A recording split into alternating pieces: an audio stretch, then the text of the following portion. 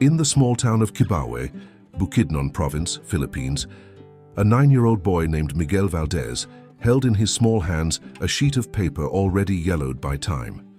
The weak candlelight flickered over the wooden table where he wrote, creating dancing shadows on the peeling walls of the small shack where he lived with his grandmother. The silence of the early morning was broken only by the sound of his heavy breathing and the creaking of the old chair every time he moved to find a more comfortable position.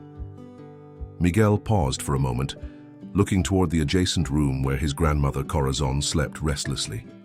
The 73-year-old woman had been his only family since his parents died in a motorcycle accident 3 years earlier. Now she was seriously ill, and the doctors at the small local hospital had said she needed urgent surgery that cost more money than they could ever dream of having. The boy felt the weight of responsibility on his young shoulders, a burden too heavy for his age. The idea of writing to Manny Pacquiao had come to him when he saw a news report on his neighbor's broken television about how the famous boxer always helped people in need. Miguel wasn't sure if his letter would reach the champion's hands, but something in his pure heart urged him to try. He'd heard stories about how Pacquiao had grown up in poverty, just like him, and this made him believe that perhaps the boxer could understand his situation. With the cheap pen in his hands, Miguel began writing his letter with the sincerity that only a child can possess. He told about his grandmother, about how she had taken care of him when no one else could, about how she sewed clothes for the neighbors even when her hands ached from arthritis, and about how she always shared the little they had with those who needed even more. Each word was carefully chosen, each sentence loaded with love and desperation. When he finished writing, Miguel folded the letter carefully and placed it in a used envelope he had found. He knew he had no money for a stamp, but decided he would walk to the post office the next morning and find a way to send it. That night, he fell asleep beside his grandmother's bed, holding her frail hand and making a silent prayer that his letter would reach its destination. The Filipino sun rose strong over Kibawe when Miguel woke up, determined to fulfill his mission. He prepared weak tea for his grandmother and left it beside her bed, along with a piece of bread that had been left over from the day before. Corazon was still sleeping, but her irregular breathing worried the boy. He kissed her forehead gently and whispered a promise that he would return soon with a solution to their problems. The walk to the post office would take almost 2 hours, but Miguel didn't hesitate. He put the letter in his patched shirt pocket and began his journey along the dusty dirt roads. The heat of the day intensified with each step, and his rubber sandals were already starting to hurt his feet. Along the way, he passed corn plantations and small houses where other poor families lived their simple lives, each with their own struggles and hopes. At the post office, Miguel met the employee Maricel Santos, a middle-aged woman who immediately noticed the boy's dejected appearance. When he explained that he needed to send a letter but had no money for the stamp, she felt her heart tighten. Maricel had worked at the post office for more than 15 years and rarely saw such determination in someone so young. She looked around to make sure her supervisor wasn't nearby. Without Miguel knowing, Maricel made a decision that would change the course of the story. She took the envelope from the boy's trembling hands and examined it. The address was written in a child's careful handwriting. To Manny Pacquiao, world champion, General Santos City. It wasn't a complete address, but Maricel knew someone who worked at the General Santos post office and could help the letter reach its destination. Maricel paid for the stamp with her own money and registered the letter with special care. She told Miguel that she would do everything she could to ensure his letter reached Manny Pacquiao. The boy left the post office with tears in his eyes, not knowing that this kind employee had planted the seed of a miracle that was about to happen. 3 days later, in the bustling city of General Santos, Miguel's letter arrived at the central post office. The employee responsible for special correspondence, Joaquin Reyes, was sorting letters when he noticed the envelope addressed to Manny Pacquiao. He had seen hundreds of similar letters over the years, but something about this one seemed different.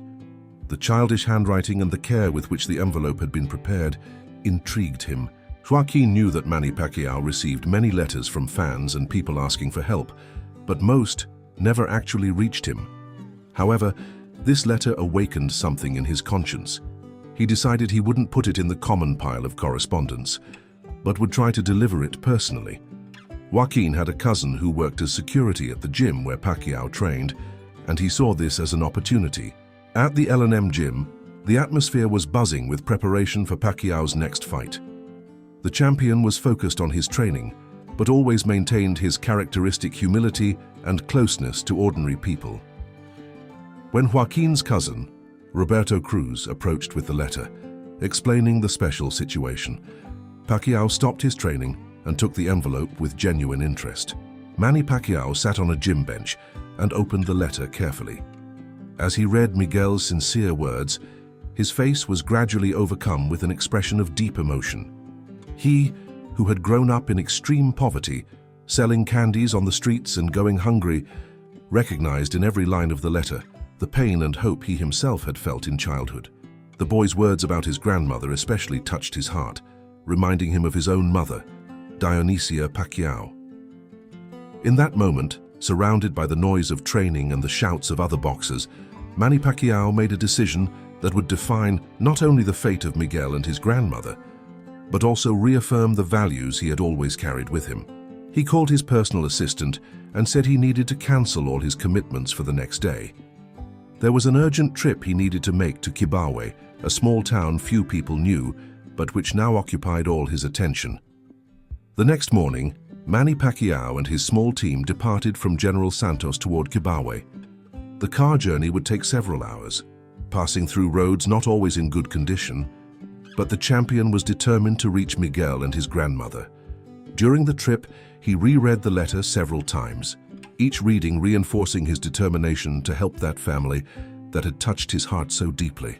Along the road, Pacquiao observed the rural landscape of the Philippines, the small houses, the plantations, and the simple people who lived their lives far from the spotlights and glamour that surrounded his career. This view transported him back to his own childhood in Kibawe, ironically the same town he was now heading to. He remembered how his family had struggled to survive, and how the kindness of strangers had made a difference in crucial moments. Pacquiao's team had prepared discreetly for the visit. They had contacted the local hospital to better understand the grandmother's medical situation, and the doctors confirmed that she really needed urgent surgery. The medical department had explained that it was a serious cardiac condition, but with proper treatment, she could recover completely. This information gave even more urgency to Pacquiao's mission. As they approached Kibawe, Manny Pacquiao felt a mixture of nervousness and excitement. He had helped many people over the years, but rarely so directly and personally. Miguel's letter had created a special connection, and he knew this meeting would be different from any other. He thought about how to approach the situation, wanting to make sure his help would be offered with the dignity and respect the family deserved. Upon spotting the first houses of Kibawe, Pacquiao felt his heart race. In just a few hours, he would personally meet the brave boy who had touched his soul with a simple letter, and would have the opportunity to return some of the kindness he had received throughout his own life journey. Miguel was sweeping the small yard in front of his house when he noticed a black car approaching along the dirt road. Cars like this were rare in that part of Kibawe, and the boy stopped his work to watch with curiosity.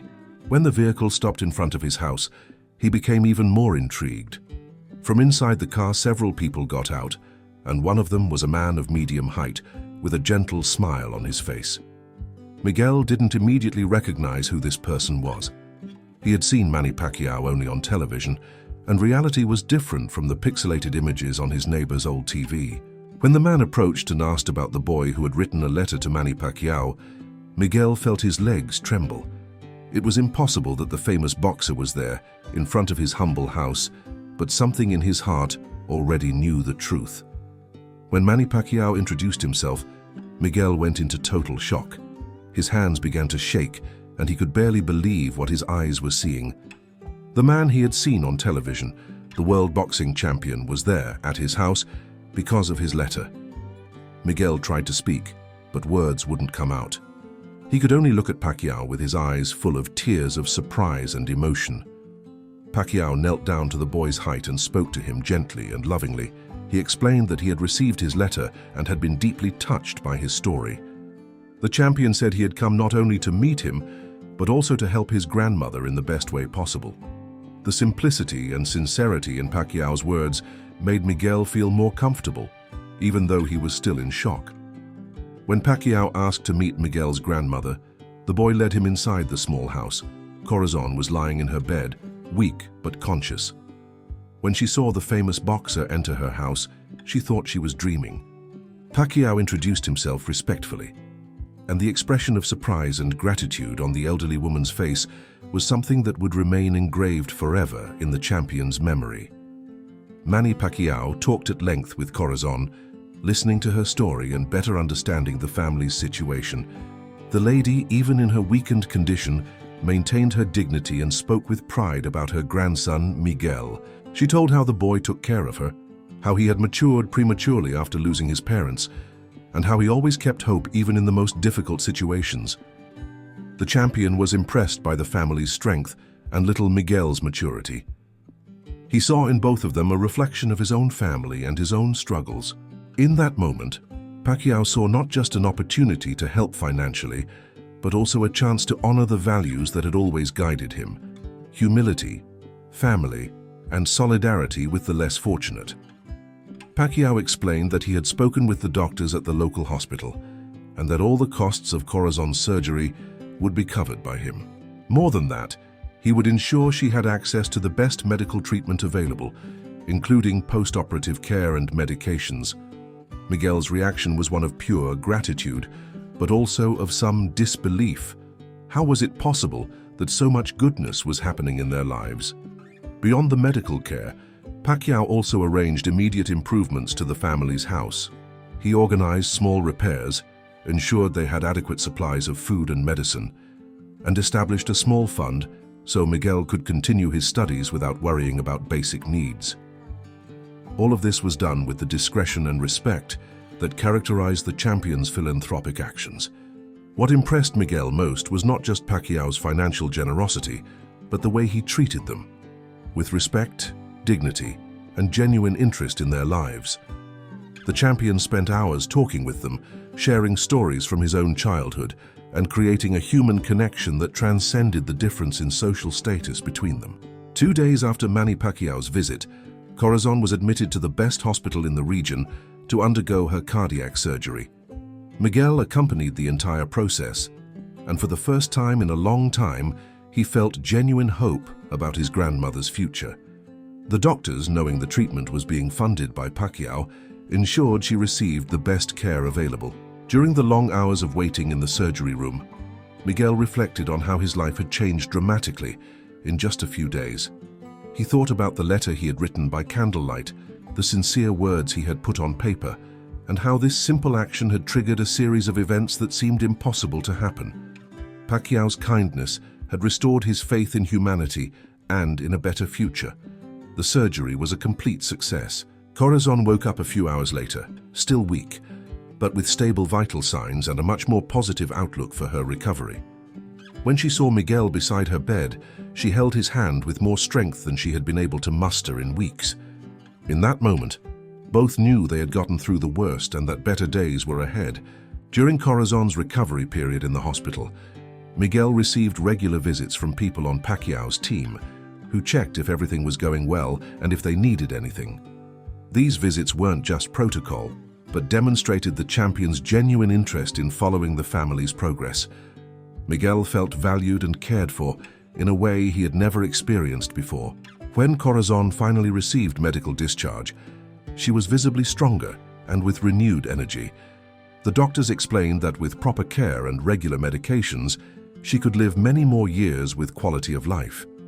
Miguel couldn't contain his joy seeing his grandmother walking again and returning to smile the way he remembered from his childhood. 6 months after the surgery, Miguel and Corazon's life had been completely transformed. Corazon was fully recovered and had returned to her sewing activities, now with much more energy and disposition. Miguel continued his studies with doubled dedication, inspired by the opportunity he had received and determined to do for others what Manny Pacquiao had done for his family. The story of Miguel's letter and Pacquiao's response began to spread through the local community and then gained national repercussion, Filipino media reported the case as an example of the true essence of the Filipino spirit, the ability to help one another, regardless of circumstances. The story touched the hearts of millions of people who saw in it an example of how small gestures can create great changes. Miguel developed a new purpose in his life. He began helping other children in his community with their studies, sharing the school materials he had received and teaching what he learned at school. He also began writing letters to people he admired, not asking for help, but expressing gratitude and sharing inspiring stories from his community. His experience had taught him the power of sincere words. Manny Pacquiao continued his boxing career, but the experience with Miguel and Corazon had reaffirmed for him the importance of his roots and his social responsibility. He began telling Miguel's letter story in his interviews, using it as an example of how everyone can make a difference in other people's lives, no matter how simple or small the action might seem. The letter, written by a 9-year-old boy by candlelight, had become much more than a request for help. It had become a symbol of hope, courage, and the belief that goodness still exists in the world. Miguel and Corazon continued their simple lives in Kibawe, but now with the certainty that they had been part of something greater, a story that would inspire other people to never give up on their dreams and to always believe in the power of human kindness. Leave your like and subscribe to our channel so you don't miss the next cases.